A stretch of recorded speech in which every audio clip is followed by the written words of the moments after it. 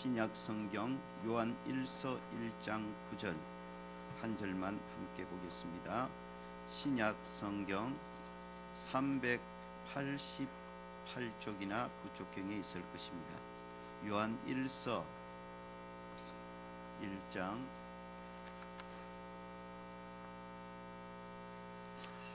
9절 우리 한 절 한 목소리를 함께 합독하겠습니다. 9절입니다. 만일 우리가 우리 죄를 자백하면 그는 미쁘시고 의로우사 우리 죄를 사하시며 우리를 모든 불의에서 깨끗하게 하실 것이요. 아멘.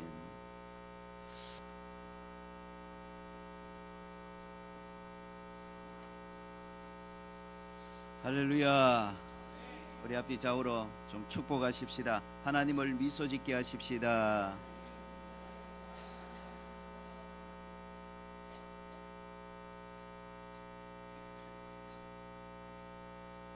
우리 지난 주일부터 한 12여 주를 계획하고 그리스도인은 어떤 사람인가?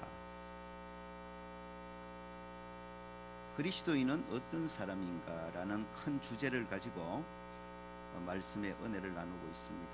지난 주일에 우리는 그리스도인은 십자가의 도가 능력이 된 사람들이라는 것을 함께 확인하였습니다. 십자가의 도가 그리스도인들에게 죄인됨을 깨닫게 하는 능력이 되었습니다. 우리는 십자가의 도를 통해 나 자신이 하나님 앞에 얼마나 큰 죄인인지를 분명히 알고 깨닫게 된 것입니다. 또한 십자가의 도는 그러한 죄인을 향한 하나님의 사랑을 깨닫게 하는 능력입니다. 우리는 예수 십자가의 도를 통해 나 같은 죄인을 하나님께서 얼마나 놀랍게 사랑하시는지를 알게 되었고 깨닫게 된 것입니다. 뿐만 아니라 십자가의 도는 그리스도인들에게 죄 문제를 해결하는 능력이 되었습니다. 우리는 예수 십자가의 도를 통해 그 무엇으로도 해결할 수 없었던 우리의 죄 문제를 완전하고 완벽하게 해결받는 그런 은혜를 누리게 된 것입니다. 그래서 그리스도인은 십자가의 도가 능력이 된 자들인 것입니다. 여러분은 그리스도인들은 어떤 사람들입니까?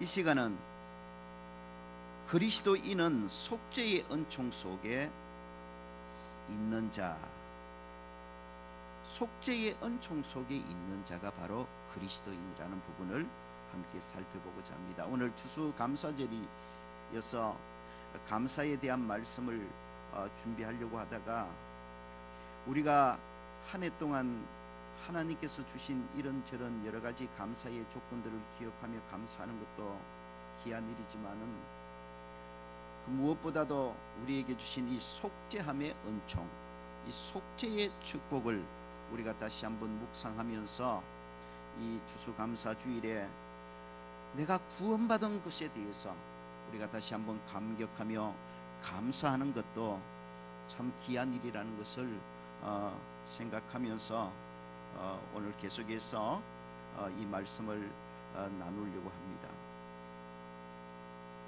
이단 종파인 구원파에서는 구원받은 성도는 더 이상 회개할 필요가 없다고 가르칩니다.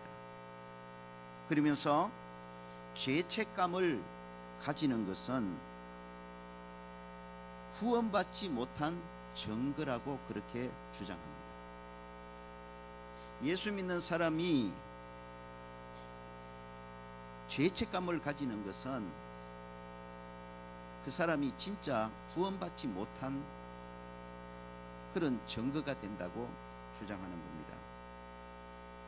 예수님께서 십자가에서 모든 죄 문제를 다 해결해 주셨으니 예수 믿은 후에 더 이상 죄에 대해 고민하고 괴로워하고 죄 때문에 울 필요가 없다는 주장입니다.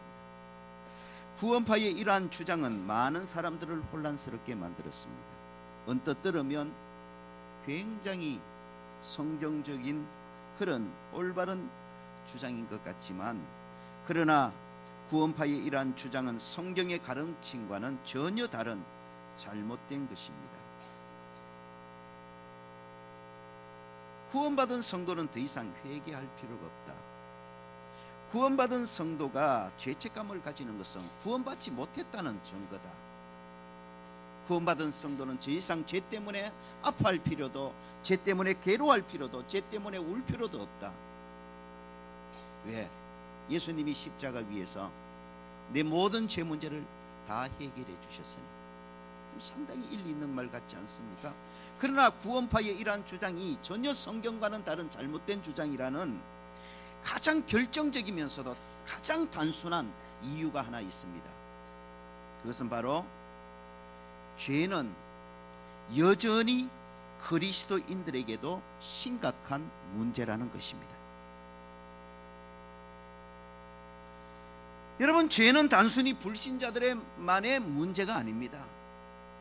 예수님을 믿지만, 구원받았지만 예수 믿는 우리들에게, 구원받은 우리들에게 여전히 죄 문제는 심각한 문제인 것입니다. 예수 믿지만 우리들도 여전히 죄를 짓기 때문인 것입니다.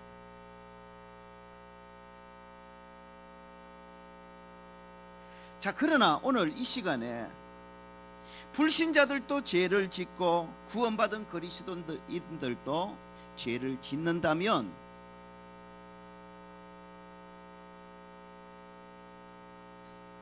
그럼 뭐가 도대체 구원받은 자와 불신자의 사이에 차이가 있을 수 있느냐는 거죠. 그러나 여러분, 불신자도 죄를 짓고 구원받은 그리스도인들도 죄를 지을 수 있지만, 그러나 그 차원이 완전히 다릅니다. 불신자의 죄와 그리스도인의 죄에는 그 차원이 완전히 다릅니다. 어찌 보면 불신자들도 죄를 짓고 또 불신자들이 짓는 그 죄를 구원받은 우리도 짓습니다. 그럼 똑같잖아요. 근데 똑같아 보이는데 놀라운 사실이 뭐냐면 불신자의 죄와 구원받은 신자의 죄는 완전히 달라요. 이 시간 그리스도인들과 불신자들의 죄의 차이가 무엇인지 세 가지로 살펴볼 것입니다. 그리고 이 세 가지 차이가 그리스도인들을 그리스도인 되게 만드는 중요한 정표가 되는 것입니다. 여러분, 그리스도인과 불신자의 차이점 맞습니다. 아무래도 불신자들보다는 그리스도인들이 좀 더 죄짓지 않고 살려고 합니다. 불신자들보다는 그리스도인들이 더 경건하게 살려고 합니다. 예, 맞아요. 그러나 우리가 부인할 수 없는 현실은 불신자들도 죄를 짓지만 예수 믿는 그리스도인들도 연약하여 이런저런 죄를 지을 수 있다는 겁니다. 자, 그러면은 불신자들도 죄를 짓고 불신자들이 짓는 죄를 우리 예수 믿는 그리스도인들도 짓는다면 다 똑같은 거 아닙니까? 불신자들도 죄를 짓고 그리스도인들도 죄를 짓고 도대체 무슨 차이가 있냐는 거죠. 그런데 성경을 통해서 확인하면 놀라운 일이 일어납니다. 현상적으로 똑같아 보여요. 불신자들도 죄를 짓고 불신자들이 짓는 죄를 그리스도인들도 똑같아 보이지만 성경은 불신자들이 짓는 죄와 예수 믿는 그리스도인들이 짓는 죄를 완전히 다르게 보는 거예요. 이게 놀라운 일이란 말이에요. 그러면 그리스도인의 죄와 불신자의 죄는 도대체 어떤 차이가 있습니까? 첫째로, 불신자의 죄에는 정죄가 따르지만 그리스도인의 죄에는 정죄가 아니라 징계가 따른다는 큰 차이가 있습니다. 이것이 불신자의 죄와 그리스도인의 죄의 가장 큰 차이점입니다. 여러분, 불신자들이 죄를 지으면 정죄함을 받습니다. 즉, 불신자들이 죄를 지으면 자신이 지은 그 죄들이 죽음과 저주와 지옥의 형벌을 당하는 정죄의 근거가 되는 것입니다. 물론 누구든지 예수님을 믿으면 이 정죄로부터 자유함을 얻고 해방받습니다만, 그러나 불신 상태의 모든 사람들은 자신이 지은 모든 죄들이 정죄의 근거가 되어서 죄의 삭신 사망을 당하게 되고 죄의 저주를 당하게 되고 지옥의 형벌을 피할 수가 없게 되는 것입니다. 자신들이 지은 그 죄가 분명한 정죄가 되는 거예요. 그래서 죄의 삭신 죽음을 피할 수가 없어요. 자신들이 지은 그 죄가 똑똑한 증거가 되어서 정죄거리가 되어서 죄의 저주를 피할 방법이 없어요. 자신들이 지은 그 죄가 똑똑한 정죄가 되어서 확실한 정죄가 되어서 지옥의 형벌을 피할 수가 없는 겁니다. 그래서 불신자의 죄에는 이렇게 정죄함이 따릅니다. 그러나 그리스도인들은 전혀 다릅니다. 그리스도인들도 불신자들처럼 죄를 지을 수 있습니다. 예수 믿고 구원받은 이후에도 이런저런 죄에 넘어질 수 있다고요. 어찌 보면 그래서 불신자가 짓는 죄를 짓는 것이나 우리 예수 믿는 그리스도인들이 죄를 짓는 것이나 똑같아 보일 수 있어요. 그러나 여러분, 불신자의 죄와 그리스도의 죄는 완전히 다릅니다. 불신자의 죄에는 철저하고 엄정한 정죄가 따릅니다. 그래서 불신자들이 지은 그 자신들의 죄가 분명한 정죄가 되어서 불신자들은 죄의 삭신 사망을 피할 수가 없고 지옥의 형벌을 피할 수가 없는 것입니다. 그러나 그리스도인들이 죄를 지으면 징계는 있지만 결코 정죄는 당하지 않습니다. 여러분, 그리스도인들이 죄를 지으면 하나님께 징계의 매를 맞게 됩니다.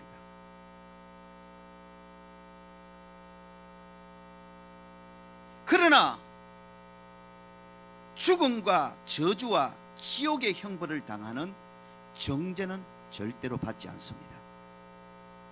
그래서 로마서 8장 1절에 사도 바울은 이렇게 선언했습니다. 그러므로 이제 그리스도 예수 안에 있는 자에게는 결코 정죄함이 없나니. 여러분, 이것이 그리스도인들이 누리는 속죄의 은총입니다.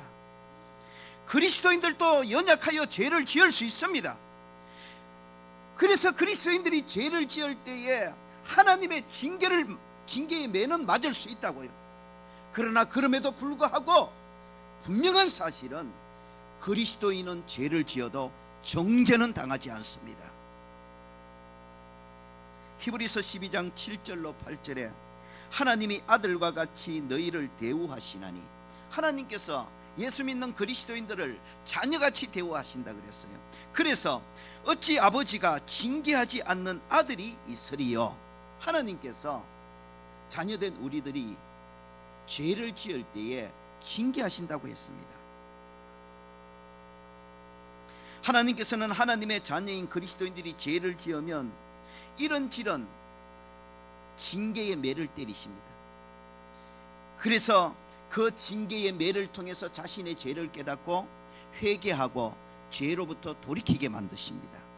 그러므로 징계로 인해 회개한다는 그 자체가 그 사람이 하나님의 자녀라는 뚜렷한 증거가 되는 것입니다. 여러분, 저와 여러분이 어떤 죄를 지었을 때에 사람은 몰라요. 그런데 이런저런 삶의 어려움과 문제가 나타나는 것을 경험하셨을 것입니다.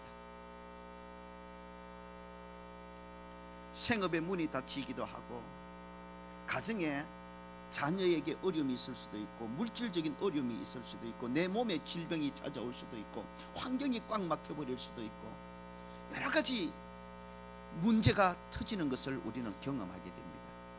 그것이 바로 징계라는 것입니다. 하나님께서 왜 그리스도인들에게 그런 징계를 하십니까? 그 징계를 통해서 자신의 죄를 깨닫게 하시는 겁니다. 그리고 깨달은 죄를 회개하고 죄로부터 떠나도록 하시는 것입니다.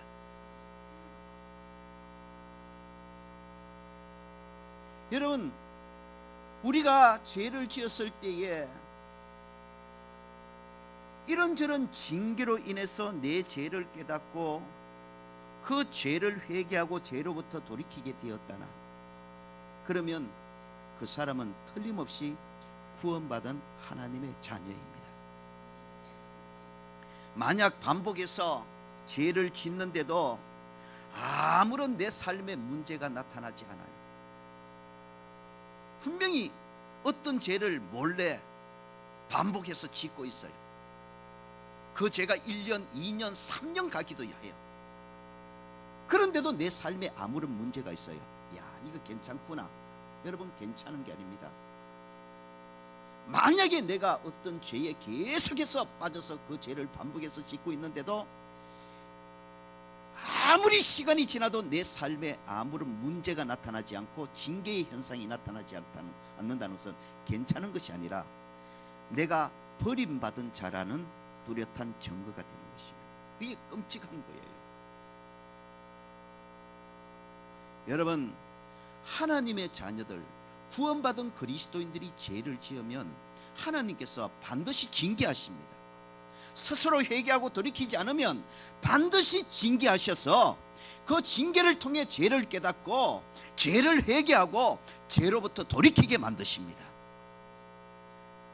그러나 여러분, 그리스도인들이 죄를 지으면 이렇게 하나님께서 징계하시지만, 그러나 결코 정죄는 하시지 않습니다. 저 그리스도인의 죄가 받은 구원의 문제를 흔들어 놓지는 못한다는 말입니다. 여러분, 예수 믿는 그리스도인들이 죄를 지어도 죽음의 정죄, 저주의 정죄는 당하지 않습니다. 그리스도인이 죄를 지어도 지옥 형벌의 정죄는 결코 당하지 않습니다. 단도직입적으로 표현하자면 하나님께서는 구원받은 그리스도인들이 어떤 죄를 지었다고 해서 도중에 구원하신 그들을 버리시는 일은 결코 없다는 말입니다. 때려서 징계하셔서 죄로부터 돌이키게는 하시지만, 예수 믿다가 어떤 죄를 지었다고 해서 너는 이제 내 자녀가 아니야, 나는 너를 버렸어라고 말씀하시는 일은 결코 없다는 말입니다. 방탕하던 탕자가 다시 돌아왔을 때에 아버지가 그 아들을 다시 받아들였듯이 구원받은 우리가 죄를 범했다 할지라도 하나님의 강권적인 역사로 인하여 그 죄를 깨닫고 진실되게 죄를 회개하고 돌이키면 하나님은 여전히 우리를 구원받은 하나님의 자녀로 인정해 주시는 겁니다. 천국의 백성으로 인정해 주시는 겁니다. 우리 예수 믿는 사람이 연약하여 죄에 넘어진다 할지라도, 그래서 하나님의 징계는 받는다 할지라도 여러분 분명히 믿으십시오. 그 죄가 우리를 정죄하지는 않습니다. 우리와 하나님의 사이를 갈라놓지 못합니다. 우리가 받은 구원을 절대로 변개시키지 못하는 것입니다. 그래서 죄를 지어도 우리는 여전히 하나님의 자녀입니다. 이 은총 속에 살아가는 자들이 바로 그리스도인이란 말입니다.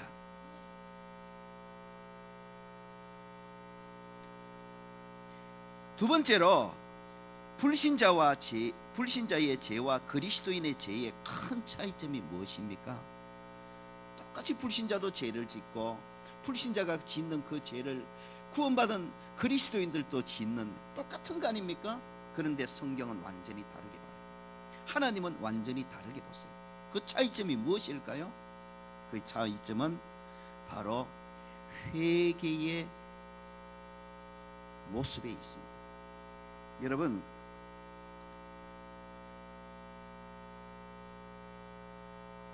언뜻 보면 불신자들이나 그리스도인이나 죄를 지은 후에 회개하는 모습이 비슷해 보입니다. 여러분, 불신자들도 보십시오. 불신자들도 죄를 짓고 나서 자신이 지은 죄에 대해서 아파하는 사람이 많습니다. 자신이 지은 죄에 대해서 부끄러워하는 사람들 많아요. 자신이 지은 죄에 대해서 미안해하는 그런 사람들이 많아요. 이걸 회개거든요. 우리 예수 믿는 사람들도 그렇잖아요. 죄를 짓고 나면 그 죄를 지은 데 대해서 막 마음이 아프고, 그 죄를 지은 것에 대해서 막 부끄럽고, 하나님 앞에 사람 앞에 얼마나 미안해하는 그런 마음이 있습니까? 그게 회개지요. 그럼 보십시오. 불신자들도 죄를 짓고 죄를 아파하고 죄를 부끄러워하고 죄를 미안해하는 그런 회개의 모습이 있고, 그리스도인들도 비슷하게 죄를 지은 후에 그 죄를 아파하고 죄를 부끄러워하고 죄를 미안해하는 모습이 있어요. 그 회개의 모습도 똑같아 보여요. 그러나 여러분, 불신자들의 회개와 그리스도인들의 회개는, 죄의 회개는 완전히 다릅니다.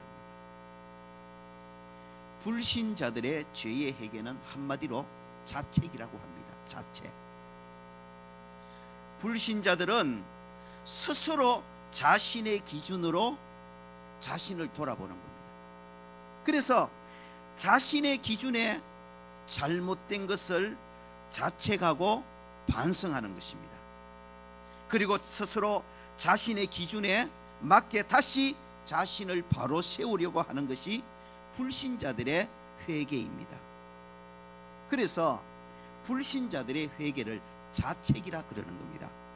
스스로 기준에 잘못되었구나, 스스로의 기준을 가지고 자신을 돌아보면서 스스로 자신이 세운 기준에 잘못된 자신을 자책하는 거예요.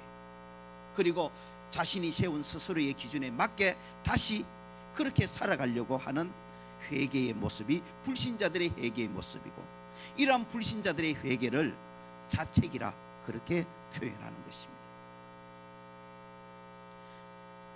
결정적인 것은 이런 자기의 기준으로 자신을 점검하고 자신을 돌아보고 자신을 바로 세우려고 하는 불신자의 자책적 회개에는 참 용서와 참 회복의 은총이 없다는 결정적인 허점이 있습니다. 반면에 그리스도인의 회개는 완전히 다릅니다. 그리스도인의 회개는 자책이 아니라 신책이라고 하는 것입니다. 그리스도인의 회개는 스스로의 기준으로 스스로를 돌아보고 반성하는 자책이 아닙니다. 그리스도인의 회개는 하나님의 관건적인 역사로 이루어지는 회개인 것입니다. 내가 나 자신을 돌아보니 내가 잘못했어요. 내 기준으로 보니까 말이에요. 그래서 자책하는 게 아니에요. 그리스도인의 회개는 하나님의 기준에서 잘못됐다는 겁니다. 그걸 하나님께서 강권적인 역사로 깨닫게 하시는 겁니다. 알게 하시는 겁니다. 그래서 하나님의 기준으로 나 자신을 볼 때 내가 잘못됐다는 겁니다. 그래서 하나님의 기준으로 내가 잘못되었음을 인정하고 고백하고 그 잘못됨으로부터 돌이키는 것을 그리스도인의 회개인데, 그래서 그리스도인의 회개를 하나님의 관건적인 역사로 하는 회개라 해서 신책이라 그렇게 표현하는 것입니다. 완전히 다릅니다. 나 스스로의 기준에서 잘못되었다, 반성한다, 그리고 자신이 세운 어떤 기준에 맞게 다시 살아가려고 하는 불신자들의 회개인 자책과 하나님의 기준에서 볼 때에 내가 너무나 엄청나게 잘못된 것이구나, 그래서 하나님의 기준에서 잘못된 자기의 잘못들을 회개하는 그 그리스도인의 신책의 회개는 완전히 다른 것입니다. 정말 결정적인 것은 하나님의 강권적인 역사로 인하여 하는 그리스도인의 회개에는 하나님의 진정한 용서와 회복의 은총이 따라온다는 것입니다. 여러분 믿으시기 바랍니다. 그리스도인의 회개는 하나님의 강권적인 역사로 인한 신책입니다. 그래서 그리스도인들의 회개에는 진정한 용서와 회복이 따라오는 것입니다. 그래서 오늘 본문 요한 1서 1장 9절을 읽어보시면 사도 요한은 이렇게 선언하고 있습니다. 만일 우리가 우리 죄를 자백하면 그는 미쁘시고 의로우사 우리 죄를 사하시며 우리를 모든 불의에서 깨끗하게 하실 것입니다.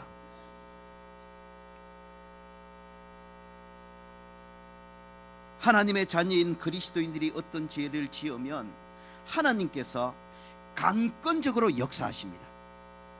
그 강권적인 역사 가운데 징계도 있습니다. 어쨌든 하나님은 강권적으로 역사하세요. 그래서 기어이 구원받은 그리스도인들이 죄를 회개하도록 만드시는 겁니다.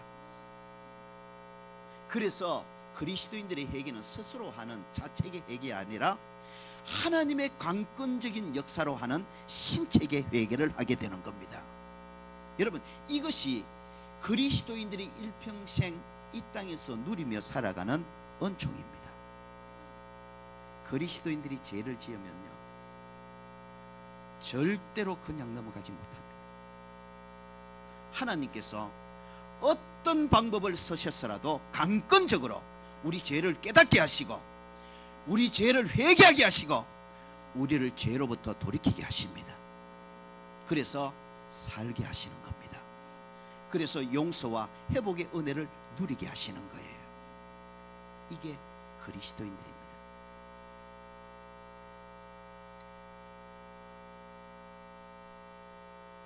마태복음 18장 22절 전후에 보면 베드로가 예수님께 이런 질문을 던집니다. 예수님, 어떤 사람이 내게 죄를 범했습니다. 잘못을 범했습니다. 그러면 내가 몇 번까지 용서해 주면 되겠습니까? 그리스도인으로서 내가 몇 번까지 용서해 주면 정말 하나님이 잘했다고 하시는 그런 믿음의 모습이 되겠습니까? 라고 질문했어요. 그러면서 사도 바울은 이렇게 당당하게 이야기합니다. 7번 한 사람이 같은 잘못을 내게 반복할 때에 용서하고 용서하고 용서하고 용서하고 용서하고 용서하고 용서하고 7번 용서해 주면 되겠습니까? 그때 예수님께서 베드로에게 이렇게 대답하십니다. 7번뿐만 아니라 7번을 70번씩이라도 할지니라. 그러면은 단순히 수학적 계산으로 계산해도 490번이 됩니다. 여러분, 참 이걸 수학적인 계산으로 계산해서 받아들인다 할지라도 어떤 한 사람이 내게 잘못을 범할 때에 그 사람이 범하는 잘못을 490번 용서해 주면 그거는 참 대단한 용서 아닙니까? 우리가 한 사람을 490번 용서해 주는 일이 있을까요, 과연? 설교를 가만히 들으세요. 여러분, 7번뿐만 아니라 7번을 70번까지라도 용서하라. 예수님의 이 말씀 안에는 단순히 다른 사람을 많이 용서하라는 의미만 담겨 있는 게 아닙니다. 맞습니다. 이 말씀 안에는 7번씩 70번까지라도 용서해라, 많이 용서하라는 의미죠. 그러나 단순히 우리 보고 많이 용서하라는 그런 의미로만 예수님께서 이 말씀을 하신 게 아니에요. 7번씩 70번씩이라도 용서해라는 이 말씀 안에는 예수님도 우리를 먼저 그렇게 용서해 주시겠다는 의미가 담겨 있는 거예요. 여러분, 예수님은 당신이 하지 않는 것을 우리에게 강요하시는 분이 아닙니다. 예수님이 우리를 먼저 7번씩 70번씩이라도 용서하시고 또 용서하시고 용서하시고 또 용서하셨기 때문에, 그래서 예수님도 우리를 향해 너희도 그렇게 많이 용서하라고 말씀하시는 겁니다. 여러분, 예수님은 우리를 용서하시고 또 용서하시는 분이십니다. 이 은총 속에 살아가는 자들이 그리스도인이란 말입니다. 그래서 그리스도인은 이 땅을 살아가다가 이런저런 죄에 넘어질 수 있지만 그 죄 때문에 절대로 절망하면 안 됩니다. 우리가 흔히 자꾸 용서해달라는 말을 하면 인간적으로 그렇게 표현할 수 있어요. 빈대도 낯짝이 있지, 어떻게 이렇게 같은 죄를 계속 범하는데 또 같은 실수를 반복하는데 그때마다 용서해 주세요, 용서했어요 그럽니까? 내 양심상 그렇게 못한다. 여러분 믿으시기를 바랍니다. 그리스도인은 얼굴에 철판이 아니라 예수 피를 깔고 살아가는 사람들입니다. 이 예수 피의 능력이 얼마나 대단하냐면 우리가 이 땅을 살아가다가 연약하여 죄를 넘어질 수 있어요. 같은 실수를 오늘 하고 저녁에 하고 오늘 하고 내일 또 반복할 수 있어요. 그러나 그리스도인들이 누굽니까? 오늘 죄에 넘어졌어도 오늘 또 그 죄를 가지고 나가서 용서해 주십시오라고 할 때에 예수 그리스도의 보혈의 피로 용서해 주시는 그 은총 안에 살아가는 자들이 바로 그리스도인들입니다. 오늘 실수했습니다. 아침에 실수한 실수를 반성하고 나서 돌아서서 또 저녁에 같은 실수를 반복합니다. 그때도 그 실수를 가지고 주님, 내가 아침에 한 실수를 저녁에 또 했네요라고 십자가 앞으로 나아갈 때에 우리를 받아주시고 또 받아주시는 그 속죄의 은총 속에 살아가는 자들이 바로 그리스도인들입니다. 여러분, 예수 믿는 사람들과 불신자의 차이가 뭔가요? 그리스도인들은 도대체 어떤 사람들입니까? 그리스도인들은 죄를 전혀 안 짓는 사람들입니까? 그리스도인들은 완벽한 사람들입니까? 여러분, 그렇지 않습니다. 죄를 짓지 않고 경건하게 살면 얼마나 좋겠습니까? 저뿐만 아니라 여기 계신 여러분 모두도 경건한 삶, 거룩한 삶, 바로 이것이 저와 여러분들의 최고의 간절한 소망이요 추구함이 아닙니까? 그러나 그럼에도 부인할 수 없는 것이 무엇입니까? 우리의 엄연한 현실은 무엇입니까? 거룩하게 살고 싶고 하나님 앞에 바로 살고 싶고 죄 짓지 않고 살고 싶은데 우리는 오늘 또 죄에 넘어질 수 있는 겁니다. 아침에 실수하고 점심때 실수하고 돌아서서 그 실수를 또 저녁에 반복하는 것이 우리들인 것을 우리는 부인할 수 없는 것입니다. 자, 보십시오. 불신자들도 죄를 짓습니다. 예수 믿는 우리들도 죄를 짓습니다. 불신자들도 실수합니다. 예수 믿는 우리들도 실수합니다. 아침에 한 실수를 반성해놓고 돌아서서 또 저녁에 또 같은 실수를 반복합니다. 그러면 불신자들이나 그리스도인이나 도대체 다른 점이 무엇입니까? 도대체 그리스도인들은 어떤 것이 불신자와 다릅니까? 여러분, 성경은 말씀하십니다. 그리스도인들은 완벽한 자들이 아니라 완전한 자들이 아니라 날마다 용서하시고 또 용서하시고 받아주시고 또 받아주시는 속죄의 은총 속에 살아가는 자들이라는 것입니다. 그게 예수 믿는 자입니다. 그래서 예수 믿는 자들은 어떤 경우에도 어떤 죄를 지어도 어떤 실수를 해도 완전히 절망해버리면 안 되는 겁니다. 용서하시고 용서하시는 그 십자가 보혈의 공로 의지하고 받아주시고 받아주시는 그 십자가 보혈의 공로를 의지하고 우리는 또 예수 그리스도 앞으로 나아가는 것입니다. 그러면 그분이 또 용서해 주시는 겁니다. 그분이 또 우리를 받아주시는 겁니다. 그분이 우리를 또 회복시켜 주시고 새롭게 하여 주시는 겁니다. 이 은총 속에서 이 세상을 살아가는 자들이 그리스도인입니다.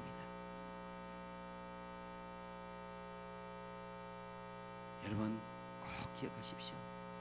불신자들은 죄를 지으며 살아가는 자들, 그리스도인은 완벽하게 사는 자들, 아닙니다. 그래서 그리스도인이 아닙니다. 불신자들은 실수를 반복하는 사람들, 그리스도인들은 절대로 실수하지 않는 자들, 그래서 그리스도인이 아닙니다. 다 똑같습니다. 여러분, 예수 믿은 후에요, 여러분 불신자들과 우리 믿는 자들요 다 똑같습니다. 안 그런 척 해서 그렇지 좀 더 나을지는 몰라요. 그리고 그리스도인들 안에는 분명히 내가 더 거룩하게 살아야지, 내가 더 깨끗하게 살아야지, 내가 더 경건하게 살아야지 하는 그런 뜨거운 마음의 소망들이 있어요. 그럼에도 불구하고 엄연한 현실은 우리도 불신자들처럼 또 죄에 넘어지고, 우리도 불신자들처럼 또 실수하고 또 실수하는 거예요. 그러면 도대체 불신자들과 그리스도인인 나의 차이점이 뭔가요? 그리스도인인 나는 뭐가 다른가요? 불신자보다. 놀라운 것은 여전히 죄에 넘어질 수 있고 여전히 실수를 반복할지만은 그때마다 예수 그리스도의 십자가 앞으로 믿음으로 나아갈 때에 그리스도인들에게는 용서하시고 또 용서하시는 속죄의 은총이 있는 것입니다. 받아주시고 또 받아주시는 속죄의 은총이 있는 것입니다. 그래서 그리스도인들은 이 속죄의 은총 안에 사는 자들인 것입니다.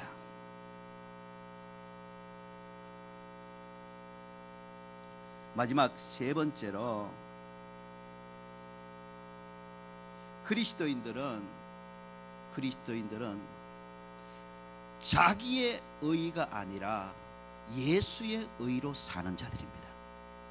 그러나 불신자들은 자기의 의로 살아가는 자들이에요. 이것을 바꾸어 말하면 그리스도인들은 자기의 의가 아니라 그리스도의 의로 살아가기 때문에 마지막 심판날에 그리스도인들의 의는 자기의 의가 아니라 예수의 의가 됩니다. 그러나 불신자들은 이 세상에서 자기의 의로 살아가기 때문에 마지막 심판 자리에서 자기의 의로 심판을 받게 됩니다. 의인이 어디 있습니까? 그래서 모든 예수 없는 불신자들은 결정적으로 심판의 자리에서 부인할 수 없는 죄인으로 심판을 받게 될 수밖에 없는 것입니다. 그런데 불신자들과 별 다를 바 없는 모습으로 살았을지 모르지만 예수 의를 나의 의로 삼고 산 그리스도인들은 심판의 자리에서 예수 의가 내 의가 되어지기 때문에 불신자들과 비슷하게 살아가는 것 같은데도 우리가 하나님의 심판의 자리 앞에서 예수 의로 의롭다함을 받은 의인으로 천국에 들어가게 되는 것입니다. 여러분, 예수 의를 붙들며 살아가는 자가 바로 그리스도인입니다. 여러분, 마귀는요 항상 우리 그리스도인들에게도 내 의를 자꾸 보게 만듭니다. 너를 봐, 네가 한 행실을 봐, 네가 한 짓을 봐, 지금 네 모습을 봐. 그런 네 모습, 그런 짓을, 그런 행동을 반복하면서 그런 네가 과연 하나님의 사랑을 받을 수 있겠으며 그런 네가 과연 그런 모습으로 천국 갈 수 있다고 생각하니? 여러분, 마귀는 하루에도 수십 번 내 의를 바라보게 만듭니다. 이게 영적 전쟁입니다. 그때 우리는 마귀의 검성에 속아서 내 의를 바라보면 안 됩니다. 내 의를 바라보면 그때부터 절망하기 시작하고 좌절하기 시작합니다. 왜요? 죄를 지었잖아요. 회개했습니다. 다시는 그 죄를 짓지 않겠다고 했는데, 여러분, 우리는 또 그 죄를 짓는 자들이거든요. 아침에 실수했습니다. 다시는 이 실수 반복하지 않아야지. 여러분, 밥 먹고 점심 먹고 돌아서니 또 같은 실수를 반복합니다. 그런 내가 내 의를 붙들고 내 의를 바라보고 내 의를 가지고 살아간다면 우리는 하루에도 수십 번 그런 정말로 부족하고 나약하고 못난 내 모습을 보고 좌절하고 낙심하고 절망할 수밖에 없는 것입니다. 맞아요. 자, 이제는 가만히 있어요. 이제는 가만히 계세요. 가만히 계시라고요. 전도사님, 바깥으로 모시세요.